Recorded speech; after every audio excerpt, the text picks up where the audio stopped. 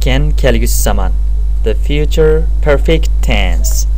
Ma'lum ish harakatining kelgusidagi ma'lum vaqtdan burun o'rindilib bo'lganligini ifodalashda kütken kelgusi zaman ishlatiladi.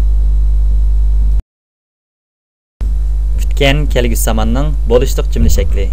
Ega, yordamchi fe'l will, yordamchi fe'l have, harakat fe'lining o'tgan zaman tarmoq shakli, andin to'ldirg'ich keladi. Masalan, I will have finished my work by this time tomorrow. Men mush vaqtgacha ishlarimni tugatib bo'laman. They will have come this evening. Ular bugun kech kelib bo'ladi.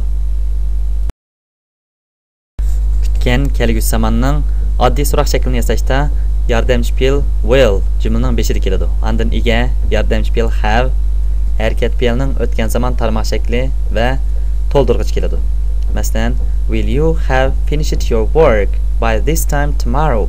Siz mush vaqtgacha xizmatingizni bitirib bo'la olamsiz? Will they have come this evening? Ular bugun kech kelib bo'la olamdi? Kütken kelgusi zamanning bo'lishsiz jumla shaklini yasashda yordamchi fe'l will ning keyiniga not qo'shib bitiladi. Masalan, ega will not, yordamchi fe'l have, harakat fe'lining o'tgan zaman tarmoq shakli va to'ldirg'ich keladi.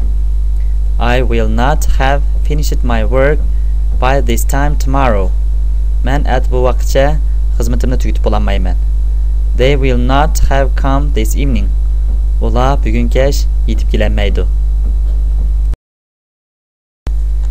Kütken kelgusi zamanning alohida so'roq shaklini yasashda savol almashtirish jumlaning beshida keladi. Andin yordamchi fe'l will, ega, yordamchi fe'l have va harakat fe'lining o'tgan zaman tarmoq shakli keladi. Masalan, when will they have come? Ular qachon kelib bo'ladi